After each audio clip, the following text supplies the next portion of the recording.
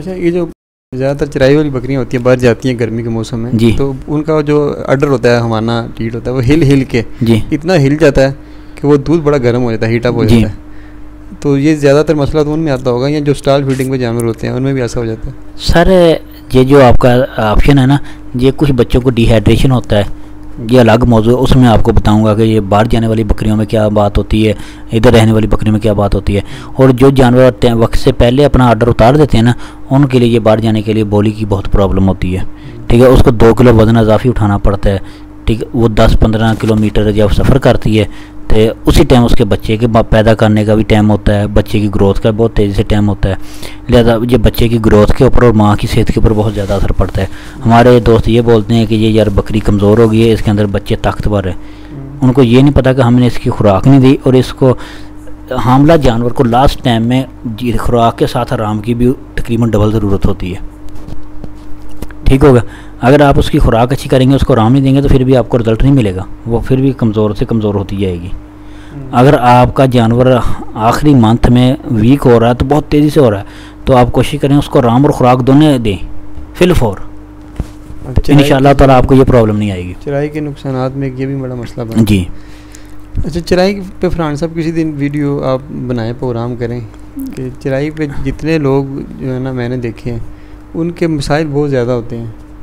जिन्होंने घर पे जानवर रखे होते हैं ना, आमतौर पे बकरियां रखने वाले तो ज़्यादातर परेशान होते हैं, लेकिन जिन्होंने बकरे रखे होते हैं ना घर पे, उनके मसाइल बड़े कम होते हैं। सर आपके पास 40 जानवर हैं चराई वाले, आप 5 को कंट्रोल फीडिंग करें, स्टॉल फीडिंग पे लेके आएँ, ठीक होगा। और जो है आपके पास दूसरे जानवर उनको आप चराई पे करें, ठीक है, वो आपका लेवल भी चलता रहेगा। ये इधर जो आपने 5 जानवर रखे हुए हैं ना, इनके आप टोटल अपनी कंट्रोल फार्मिंग 2 साल के अंदर अंदर अच्छी तरह से तैयार कर सकते हैं। ये तो मेरा एक सादा फार्मूला है, मैंने इसके ऊपर काम भी किया तो अच्छा रिजल्ट मिला है।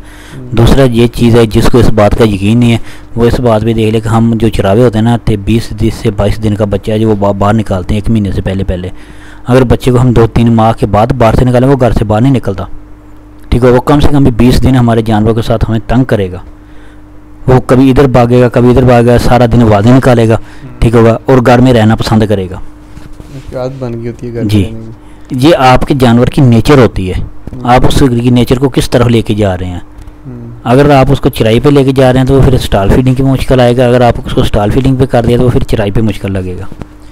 अच्छा फरहान साहब, ये जो आप बात कर रहे थे कि जो बच्चे बोली पीते हैं उनसे हीटअप बोली होती है और बच्चे जो हैं उन्हें आप कह लें डिहाइड्रेशन का भी खतरा रहता है जी, और वो दूध पीना कम कर देते हैं, फिर उन्हें 7 अप या फिर ग्लूकोज देना पड़ता है जी। तो क्या ये जो 7 अप या ग्लूकोज या गुड़ वाला पानी या बेसन वाला पानी या समथिंग जो भी इस तरह जो दूध की हीट को कम करने वाले फार्मूले हैं जी, क्या हम ये जो बच्चे की माँ होगी, बकरी होगी, उसे दें तो क्या उसके जो बोली होगी, कोलेस्ट्रॉल होगा, उसकी हीट में कोई कमी आएगी? सर आप जो भी खुराक देंगे ना, ये मसली उसके दूध में आएगी। जैसे हमने कहा कि बकरी की रात को डिवर्मिंग करो, सुबह बच्चे में रिजल्ट लो, ठीक होगा। अगर आपके बच्चे को प्रॉब्लम आ रहा है सर्दी का, तो आप उसको हालों का काढ़ा इस्तेमाल करो तो और ठीक 24 घंटे के बाद बच्चे का वो प्रॉब्लम ख़त्म हो जाएगा, ठीक होगा। हालों का काढ़ा आप बकरी को दे रहे हैं, प्रॉब्लम बच्चे में ख़त्म हो रहा है। लिहाजा इसी तरह बकरी में ऐसे होता है। ये जो मैंने आपको 7 अप ग्लूकोज का तरीका बताया है ना, ये चीज़ मस्टली गर्मी के मौसम के लिए, सर्दी के मौसम के लिए नहीं है। सर्दी के मौसम में बच्चे को नमूनिया होता है, अगर आप उसको बाहर से कोई चीज़ भी देंगे ना तो वो हो सकता है आधे घंटे के अंदर अंदर या आपके हाथ में ही ज़ाया हो जाए।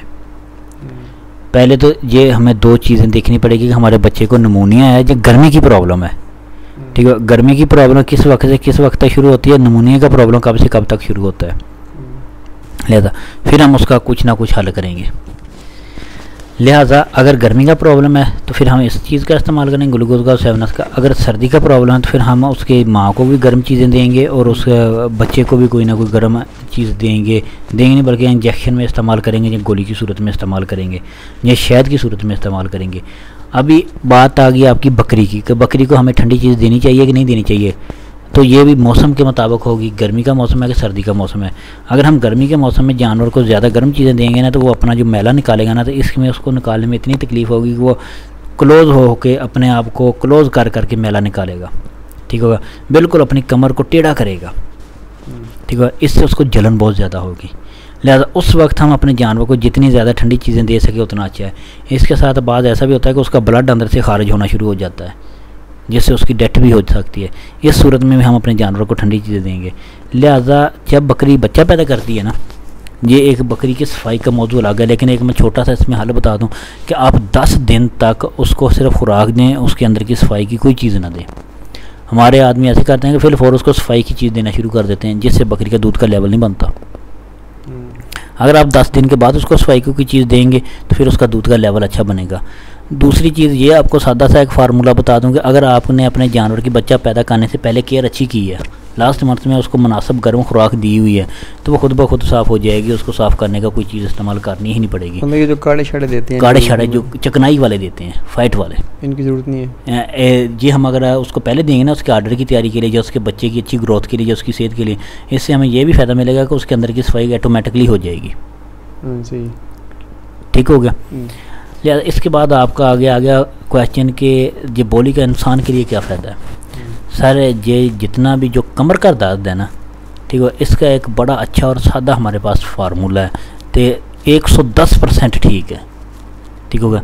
मैंने आज तक तकरीबन मेरे बुज़ुर्ग भी चले गए हैं दुनिया से, उनको भी, और मैंने भी ये देखा है कि कभी हमारे फैमिली में कमर का दर्द नहीं हुआ, ना ये कमर का प्रॉब्लम बना हुआ है। किस लिए कि हम जो जानवर फर्स्ट टाइमर बच्चा पैदा करता है ना, खुसूसी जो नर जानवर, हम उसके नीचे से अगर बोली ज़्यादा होगी ना तो को आधा किलो या 1 लीटर आधा लीटर निकाल के ख़ुद पिएंगे कच्ची।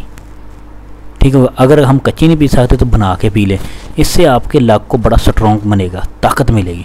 ठीक होगा। अगर आप 1 साल में ये 2 लीटर बोली इस्तेमाल कर सकते हैं ना, तो आप पूरे लाइफ जो है ना 1 साल में अपने लग की बीमा पॉलिसी करा लीजिए, कभी इसकी दर्द नहीं आएगी आपको। ठीक है। लिहाजा इसमें इतनी ज़्यादा हीट होती है कि ये लक को ना कवर कर लेती है। जो कमर में हमें हीट चाहिए ना, वो हमें मुयस्सर मिल जाती है, जो हम जब कमर का दर्द निकलता है टीके और दवाइयों से लेते हैं। क्या कभी कमर के दर्द के लिए ऐसी टीके दवाइयाँ इस्तेमाल हुई हैं जो ठंडी हों? नहीं, गर्म होती हैं। कि खुराक डॉक्टर ने क्यों ऐसी बताइए जो ठंडी हो? ठीक हो गया। सही, मतलब फ़ायदेमंद चीज़ है जी, बहुत ज़्यादा फ़ायदेमंद है। जो आदमी ये कहता है ना कभी भी मेरा जो कमर में दर्द है ये ख़त्म हो जाए, या मेरे दर्द में कभी भी कमर में दर्द ना हो, तो वो तकरीबन ये मेरा फार्मूला है ना जो 2 लीटर वाला, वो 3 साल लगातार इस्तेमाल कर लेती। 2 लीटर इस साल पिया, 2 लीटर अगले साल, 2 लीटर ऐसा फर्स्ट टाइमर जानवर का। ठीक होगा। तो इंशाअल्लाह ताला उसको लाइफ में ये कमर का दर्द नहीं महसूस होगा। कभी आएगा भी तो हल्का फुल्का ख़त्म हो जाएगा। लंबी चौड़ी मुद्दत वाला दर्द, ये जो कमर की नाड़ चढ़ गई, ये होगा वो होगा, ये प्रॉब्लम ख़त्म हो जाएगा। ये तो फिर आपका ब्रीडिंग सीज़न आएगा सितंबर अक्टूबर में, जी, फरवरी मार्च में बच्चे आएंगे जी 2021 में जी, तो फिर उस वक्त बोली पियेंगे फरहान साहब से। जिस किसी ने पीनी है फिर आ जाइएगा सितंबर अपना फरवरी मार्च में 2021 में। ये दावत है हमें हमारी तरफ से आपको, जिसके कमर में दर्द हो। अच्छा फरहान भाई, ये बताएं कि ये एक थोड़ा सा टेक्निकल सवाल है इस लिहाज से कि एक बच्चा है, वो उसकी माँ ने बोली नहीं पैदा की जी, ठीक है, वो है मादा जी, ठीक है।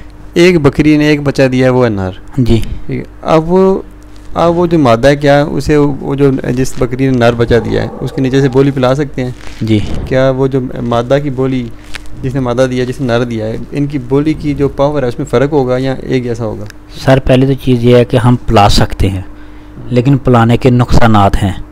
पिलाने के साथ एहतियाती तदबीर चाहिए। जिस जानवर ने नर पैदा किया उसके पास बोली है, जिसने मादा पैदा की उसके पास बोली नहीं है। ठीक है। जो नर वाली बोली होगी वो ज़्यादा पावर वाली होगी, ताकत वाली होगी। ठीक हो गया। लिहाजा मादा के अंदर जो इतनी कैपेसिटी उसको हज़म करने की, उस हीट को बर्दाश्त करने की नहीं होगी। अगर हम उसको पेट भर कर बोली देंगे ना तो हमें नुकसान मिलेगा, जिससे हमारे जानवर हो सकता है मादा ज़ाया भी हो जाए। लिहाजा अगर हम उसको मुनासिब मकदार में थोड़ी आज दी, थोड़ी कल दी, थोड़ी आज दी, थोड़ी कल दी, फिर हमारा जानवर चल सकता है। ये बताइए आप कैसे कह सकते हैं कि जो नर की बोली होती है वो ताकतवर होती है? सर ये हमने खुद बजाते खुद चेक किया हुआ है। आपका तजर्बा है इस? हाँ जी, तजर्बा है। अगर आप नर की बोली का इस्तेमाल खुद करते हैं ना, तो मेरा नहीं ख्याल कि आप जो रात को 10 घंटे अपनी नींद पूरी करते हैं या 8 घंटे पूरी करते हैं, वो 3 घंटे में मुकम्मल हो जाएगी। उसके बाद फिर आप एक्टिव हो जाएंगे। ठीक हो गया। आपका जो जिस्म है ना ये मुकम्मल बिल्कुल हल्का हो जाएगा, इसमें कोई वजन नहीं रहेगा। आपको ऐसा महसूस होगा जैसे मैंने अभी काम किया ही नहीं है, बिल्कुल फारग है सारी दिहाड़ी काम करने के बाद भी। लिहाजा अगर आप मादा की बोली पीते हैं ना तो इससे आपको इतनी एक्टिव नहीं होते, आप इतनी आपको एनर्जी नहीं मिलती। इससे दूसरा मैंने ये भी अपनी लाइफ में तजर्बा किया है कि नर की बोली मादा को पिला के देखी है, और कुछ जानवर मैंने ज़ाया भी किए हैं और कुछ जानवरों में मेरे में प्रॉब्लम भी आई है। ठीक है। दूसरा ऑप्शन ये है कि अगर आप मादा के पास बोली है और नर के पास नहीं है और वो आप नर को पिला देते हैं, तो इससे आपके नर की जो है ना प्रॉब्लम तो नहीं आएगी, लेकिन एक सीक्रेट प्रॉब्लम आएगी जो नहीं पता चलता आपको, कि जो उसने पता अपनी माँ की बोली पीने के बाद ग्रोथ करनी थी ना, उस बोली से उतनी उसने ग्रोथ नहीं करनी, उतनी उसमें इम्यूनिटी नहीं बननी। सही है। अच्छा सही है। अच्छा ये जो बोली होती है ये आपने कहा ब्रीडर को तो पिला सकते हैं जी, तो जो उसकी माँ होती है जी, उसको भी पिला सकते हैं, उसका मतलब दूध आप कह रहे हैं बढ़ जाएगा जी।